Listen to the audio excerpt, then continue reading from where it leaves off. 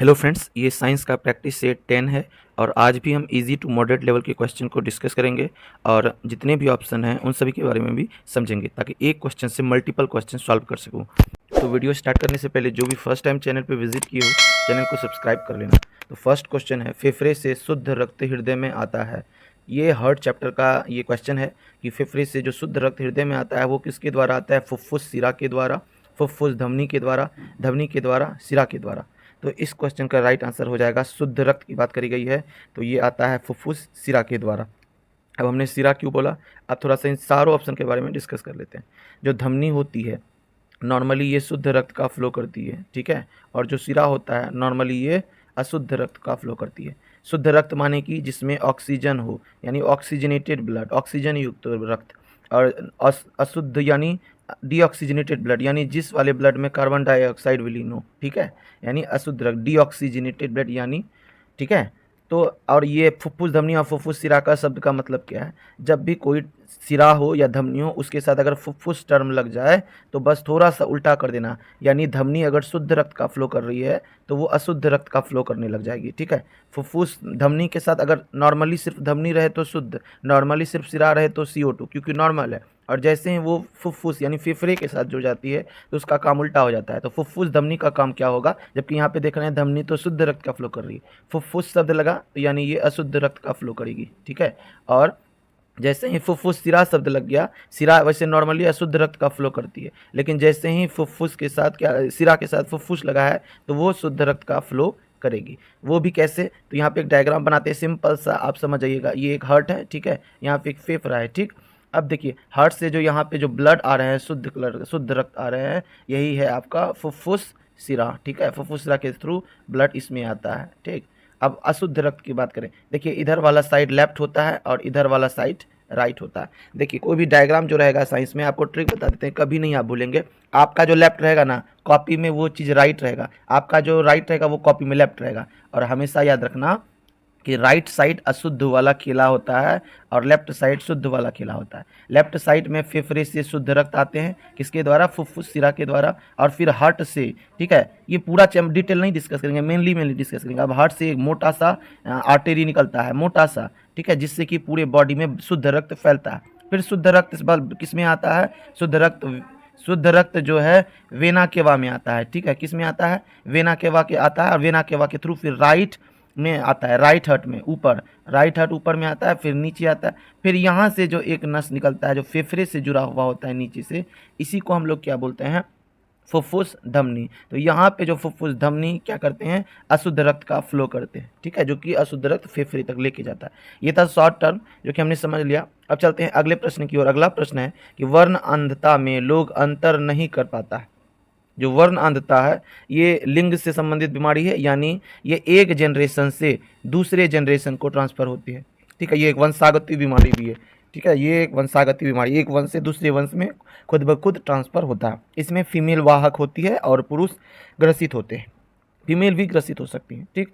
तो इसमें कौन से कलर, वर्ण मतलब क्या होता है? वर्ण मतलब होता है रंग, ठीक है, रंग से संबंधित अंधता। तो इसमें सारे कलर को ऐसा नहीं है कि हम लोग कंफ्यूज हो जाते हैं, इसमें कोई 2 कलर ही है जिसमें हम कंफ्यूज होते हैं। तो जो वर्ण अंधता है उसमें लाल रंग और हरा रंग यानी दोनों हो जाएगा राइट आंसर। इसको हम लोग अंतर नहीं कर पाते हैं, इसीलिए लोको पायलट जो होता है, लोको पायलट जो होते हैं रेलवे ड्राइवर, उस सब को जिसमें वर्ण अंधता पाई जाती है उसको नहीं लेते, उसको छाड़ देते हैं, क्योंकि रेलवे में 2 ही कलर का तो खेला है, एक लाल कलर का एक हरा कलर का, ठीक है, मेनली इसीलिए वर्ण अंधता वाले को वहाँ पे नहीं लिया जाता है।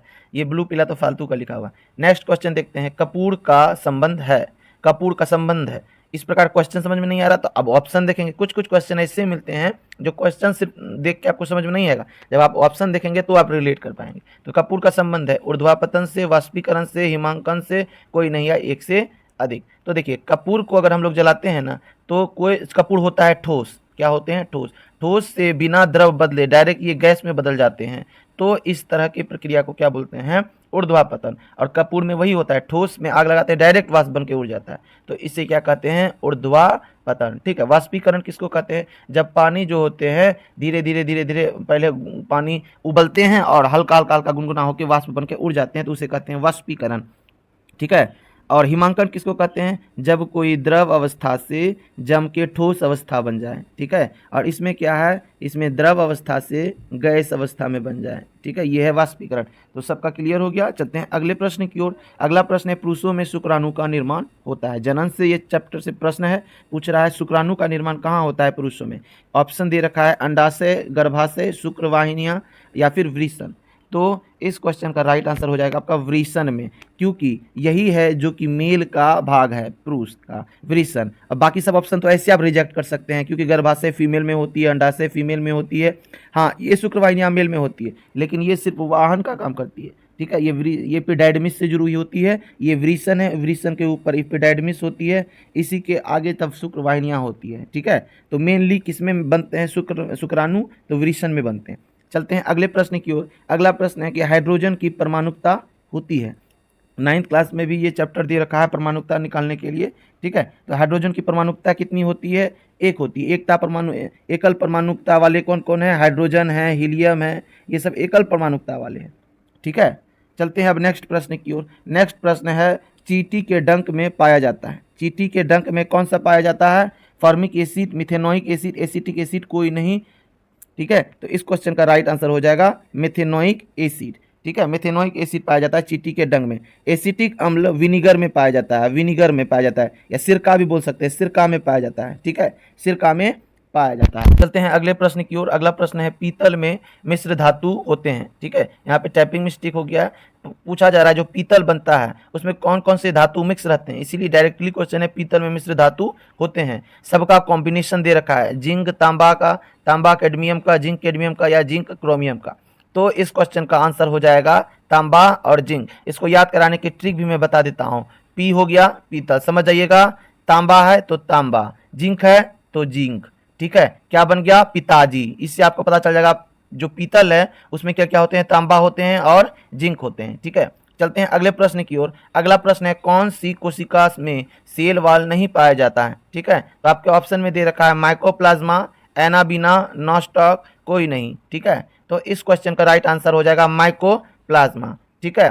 जो प्रोकैरियोटिक संघ होते हैं, जैसा कि आप जानते ही हैं कि 5 किंगडम में बांटा गया था जीवों को, ठीक है। Monera, protista, fungi, Animalia, Plantae, ये 5 बांटे गए। तो मोनेरा जगत में ही आते हैं, एनाबेना भी, नॉस्टॉक भी और माइकोप्लाज्मा भी, ठीक है। आते तो हैं तीनों मोनेरा में, बट इसमें जो एनाबिना है और जो नॉस्टॉक है ये किस में आते हैं आपके? तो मोनेरा जगत में। वैसे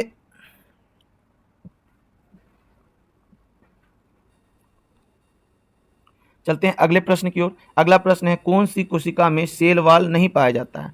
इस क्वेश्चन का ऑप्शन दे रखा है माइकोप्लाज्मा, एनाबिना, नॉस्टॉक, कोई नहीं। तो कोशिका वाले चैप्टर से ये प्रश्न है और पूछा जा रहा है सेल वाल। जैसा कि जान रहे हैं सेल के बाहर एक वाल पाया जाता है, ठीक है, जिसे कि हर जीवों में नहीं पाया जाता है, मोस्टली प्लांट में पाए जाते हैं और किस में पाए जाते हैं, कुछ अलगी में, कुछ बैक्टीरिया में पाए जाते हैं, ठीक है। तो इनमें से जो ऑप्शन दे रखा है इसका राइट आंसर है, क्योंकि नहीं पाया जाता है कहा है तो नहीं को अंडरलाइन कर सकते हैं, माइकोप्लाज्मा में नहीं पाया जाता है, ठीक है। हालांकि जो किंगडम को 5 जगत में जो बांटा था, Monera, protista, fungi, Plantae, Animalia, इस प्रकार 5 जगत में बांटा था। किसने बांटा था? तो विटिकर नामक वैज्ञानिक ने किंगडम को 5 जगत में बांटा था, ठीक है। तो मोनेरा जगत में ही ये तीनों आते हैं, माइकोप्लाज्मा, एनाबिना, नॉस्टॉक, तीनों ही बैक्टीरिया के ही प्रजाति हैं। माइकोप्लाज्मा को ही PPLO भी कहते हैं, ठीक है, यही है PPLO। तो माइकोप्लाज्मा ही एक ऐसा बैक्टीरिया है जिसमें कि सेल वाल नहीं पाए जाते हैं, अदरवाइज एनाबिना हो, नॉस्टॉक हो, इन सब में पाया जाता है। सिर्फ माइकोप्लाज्मा ऐसा है एक्सेप्शन जिसमें नहीं पाया जाता है। चलते हैं अगले प्रश्न की ओर। चलते हैं अगले प्रश्न की ओर। कौन सी कोशिका में सेल वाल नहीं पाया जाता? तो ये प्रश्न है कोशिका वाले चैप्टर से और पूछा गया कि सेल वाल नहीं पाया जाता है। तो नहीं को सबसे पहले अंडरलाइन कर लेना चाहिए, क्योंकि नहीं वाले क्वेश्चन में मिस्टेक ज़्यादा होते हैं। और इस क्वेश्चन का ऑप्शन दे रखा है माइकोप्लाज्मा, एनाबिना, नॉस्टॉक और कोई नहीं। तो इसमें से सबसे पहले चलते हैं अगले प्रश्न की ओर। अगला प्रश्न है कि कौन सी कोशिका में सेल वॉल नहीं पाया जाता है। तो ये प्रश्न है आपके कोशिका वाले चैप्टर से और कहा गया है कि सेल वॉल जो है नहीं पाया जाता है। ठीक है, ऑप्शन दे रखा है माइकोप्लाज्मा, एनाबिना, नॉस्टॉक, कोई नहीं। तो सेल के बारे में हमने जब स्टडी किया था तो पाया था कि सेल में जो होते हैं सेल वॉल प्रेजेंट होते हैं, जो कि हर किसी में प्रेजेंट नहीं होते हैं। ठीक है, एनिमल किंगडम में ये प्रेजेंट नहीं होते हैं सेल वॉल, प्लांट किंगडम में प्रेजेंट होते हैं और कुछ जगत ऐसे हैं जिसमें ये प्रेजेंट होते हैं।